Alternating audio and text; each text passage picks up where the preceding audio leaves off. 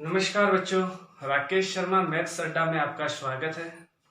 बच्चों, यदि आपको मेरी क्लास अच्छे से समझ में आती है, मेरा टॉपिक अच्छे से समझ में आता है, तो आप मेरे यूट्यूब चैनल को लाइक, शेयर एंड सब्सक्राइब कीजिए।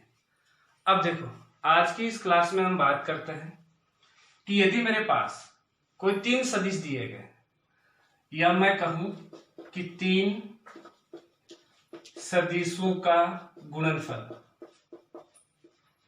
यदि मेरे पास कोई 3 सदिश दिए गए हैं तो इन तीनों सदिशों का हम गुणनफल कैसे करते हैं। तो बच्चों, 3 सदिशों का गुणनफल 2 प्रकार से हो सकता है। 3 सदिशों का गुणनफल 2 प्रकार से होता है। पहला है अदिश त्रिगुणन, दूसरा है हमारे पास सदिश त्रिगुणन। तो आज हम इस क्लास में केवल और केवल अदिश त्रिगुणन के बारे में बात करते हैं। तो देखो बच्चों कि यदि मेरे पास कोई 3 सदिश है, एक ए सदिश है, एक बी सदिश है, एक सी सदिश है, तो इन तीनों सदिशों का अदिश त्रिगुणन है वो होगा ए सदिश डॉट बी सदिश क्रॉस सी सदिश। या मैं कहूं कि यदि मेरे पास कोई 3 सदिश है तो उन तीनों सदिशों में से किन्हीं 2 सदिशों का सदिश गुणन और उसके बाद में उस सदिश गुणन का ही एक अन्य या तीसरे सदिश के साथ अदिश गुणन ही अदिश त्रिगुणन कहलाता है। ठीक है बच्चों, और इसको लिखने का तरीका क्या रहेगा कि जैसे मेरे पास 2 सदिशों का मैंने सदिश गुणन किया, एक सदिश का मैंने इन दोनों सदिशों के सदिश गुणन के साथ अदिश गुणन कर दिया। ठीक है बच्चों, अब देखो इसको जो निरूपित करने का तरीका है वह है क्या रहेगा कि ए सदिश, बी सदिश और सी सदिश, और हम इसको एक क्लोज ब्रैकेट में बंद करेंगे। इसका मतलब भी अदिश त्रिगुणन है और इसका मतलब भी अदिश त्रिगुणन बच्चों। ठीक है, यदि मेरे पास इस प्रकार से कोई दे रखा है कि क्लोज ब्रैकेट बी सदिश, सी सदिश, ए सदिश, तो इसका मतलब क्या होता है, इसका मतलब भी हमारे पास यही है कि यह भी एक अदिश त्रिगुणन है। और इस अदिश त्रिगुणन को हम कैसे लिखेंगे, बी सदिश डॉट, मतलब पहले वाले को बी सदिश, फिर क्या आया डॉट आया, और उसके बाद में जाएगा सी सदिश क्रॉस क्या आ जाएगा ए सदिश।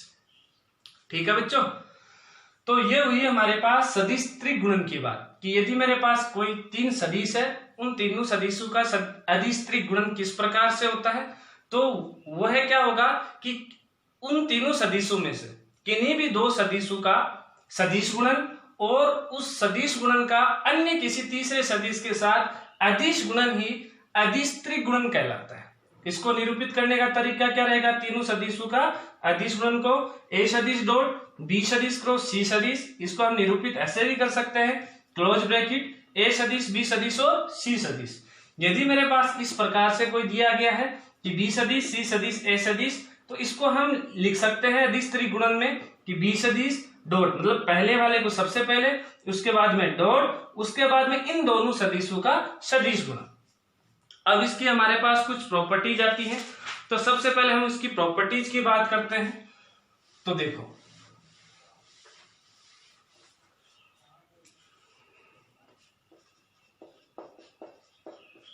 अदिश त्रिगुणन के गुणधर्म।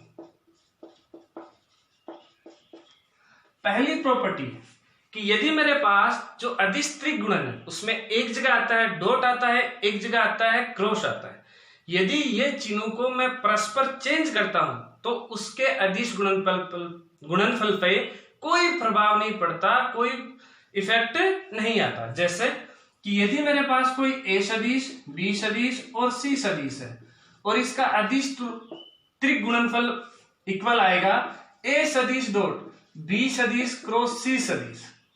अब मैंने ये कहा कि यदि मैं इनके जो चिन्ह है, डॉट है या क्रॉस है, यदि इनको मैं चेंज करता हूं तो उसके ऊपर कोई प्रभाव नहीं पड़ता है, वो आपस में समान रहते हैं।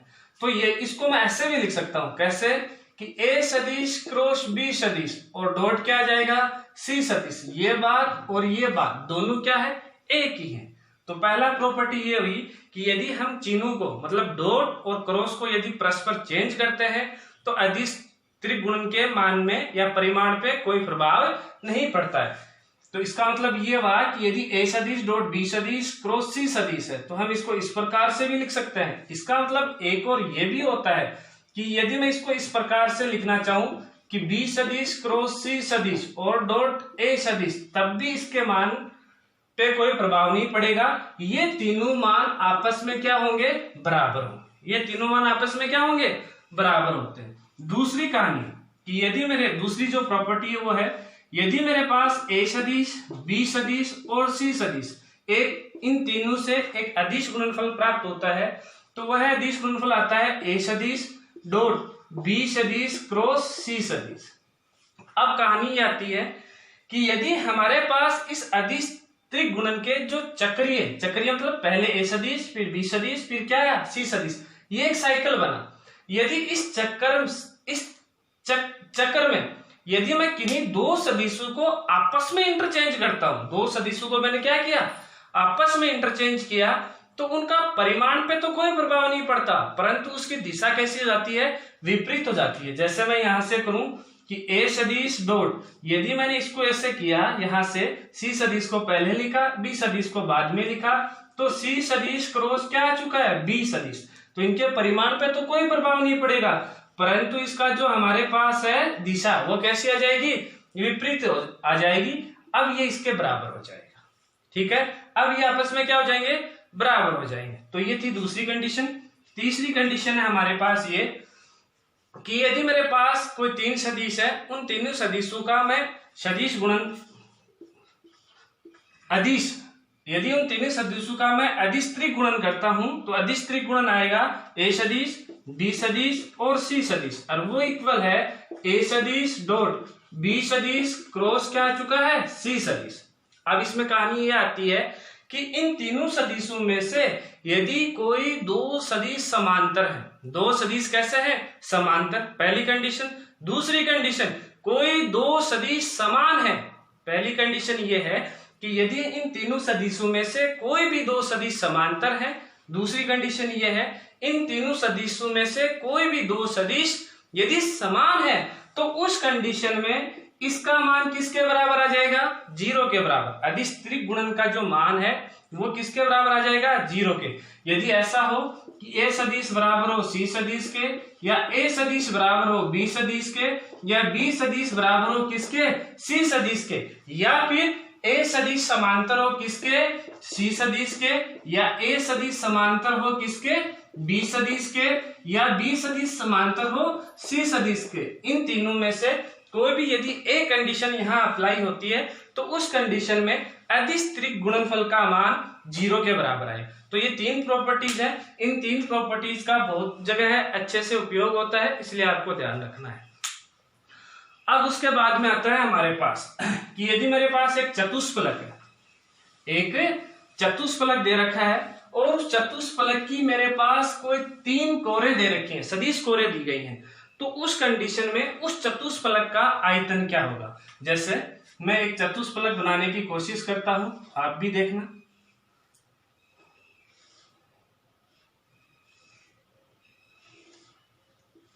तो ये एक मेरे पास चतुष्फलक बना, मैं इसको किसी से डिनोटेट कर देता हूं, ए बी सी और ये है डी। ये जो उसकी समांगी कोरी, जैसे ये ए सदिश है, ये उसकी बी सदिश है और ये मेरे पास एक सी सदिश है, तो ये चतुष्फलक बना। हम कहें कि हमारे पास एक यदि एक चतुष्फलक दे रखा है, उस चतुष्फलक की कोई तीन समांगी कोरे दे रखी हैं, वो है ए सदिश बी सदिश और सी सदिश। तो उस कंडीशन में उस चतुष्फलक का जो आयतन है, वह चतुष्फलक का आयतन है, वह हमेशा बराबर होगा 1/6 और क्लोज ब्रैकेट ए सदिश बी सदिश और सी सदिश। इसका मतलब हुआ कि इन तीनों सदिशों का अदिश गुणनफल, इन तीनों सदिशों का अदिश त्रिगुणनफल। अब उसके बाद में कि यदि मेरे पास यदि मेरे पास एक कोई समांतर षटफल की, यदि एक मेरे पास कोई समांतर षटफलक है तो उस समांतर षटफलक का जो आयतन है वो भी यदि हम ज्ञात करें, जैसे ये चतुष्फलक है वैसे ही हमारे पास कोई यदि एक समांतर षटफलकीय है जिसकी सभी जो 6 फलक है वह कैसे हो, समांतर हो, तो उस कंडीशन में उस समांतर षटफलक का जो आयतन है वह इक्वल होगा a सदिश, b सदिश और c सदिश। ठीक है बच्चों। अब कहानी एक और आती है कि यदि हमारे पास यहां से ये जो समांतर षटफलक है, ये जो चतुष्फलक है, यदि इस चतुष्फलक की केवल और केवल मुझे शीर्ष दे रखे हैं, यदि इस चतुष्फलक के मुझे केवल और केवल क्या दे रखे हैं, शीर्ष दे रखे हो। शीर्ष का मतलब हो कि a सदिश, b सदिश नहीं दिया गया है, इनकी सदिश नहीं दे रखा है, केवल और केवल शीर्ष दे रखे हैं, a शीर्ष, b शीर्ष, c शीर्ष और d शीर्ष दे रखा है। तो उस कंडीशन में हम कह सकते हैं कि चतुष्फलक का आयतन जब शीर्ष दिए हो तो चतुष्फलक का आयतन, यदि शीर्ष वर्टेक्स दे रखे हैं, शीर्ष दिए गए हैं, तो उस कंडीशन में चतुष्फलक का जो आयतन है वह इक्वल हो जाएगा। हम यहाँ इन चारों शीर्षों में से किसी एक शीर्ष को रेफरेंस पॉइंट मानेंगे और उस कंडीशन में a सदिश माइनस b सदिश, फिर आएगा a सदिश माइनस c सदिश और a सदिश माइनस d सदिश। अब देखो यहाँ है क्या, a सदिश है बिंदु a का स्थिति सदिश, b सदिश है बिंदु b का स्थिति सदिश, c सदिश है बिंदु c का स्थिति सदिश और d सदिश है बिंदु d का स्थिति सदिश। तो मैंने यहाँ रेफरेंस पॉइंट a को माना है, शीर्ष a को माना है, तो उस कंडीशन में चतुष्फलक का जो आयतन है वह बना 1/6 क्लोज ब्रैकेट a सदिश माइनस b सदिश, a सदिश माइनस c सदिश और a सदिश माइनस d सदिश। बच्चों अब अगली जो कहानी आती है वो ये है कि यदि मेरे पास किसी समतल में 3 असमांतर और अशून्य सदिश हो, कि यदि मेरे पास कोई एक समतल है, उस समतल में a सदिश, b सदिश और c सदिश 3 अशून्य और असमांतर सदिश हो, ये अशून्य भी है और असमांतर सदिश भी है, तीनों आपस में कोई भी समांतर नहीं है, तो उस कंडीशन में किसी समतल का समतलीय होने की, मतलब वह समतल है, तो किसी समतल का समतलीय होने की जो कंडीशन है वह ये है कि क्लोज ब्रैकेट a सदिश, b सदिश और c सदिश, उसका जो अदिश त्रिक गुणन है, गुणनफल का जो मान है वह किसके बराबर आएगा, 0 के। कि यदि मेरे पास कोई समतल में 3 सदिश है, a सदिश, b सदिश और c सदिश, तो ये जो तीनों सदिश है वह एक समतल में है, तो उस समतल की समतलीय होने की कंडीशन क्या आएगी कि हमारे पास क्लोज ब्रैकेट a सदिश, b सदिश, c सदिश, इन तीनों सदिशों का अदिश त्रिक गुणनफल का मान यदि 0 के बराबर आता है तो वह समतल समतलीय है, अदरवाइज वह समतल समतलीय नहीं होगा। ठीक है बच्चों, आज की क्लास में हम आज इतना ही पढ़ते हैं। धन्यवाद बच्चों।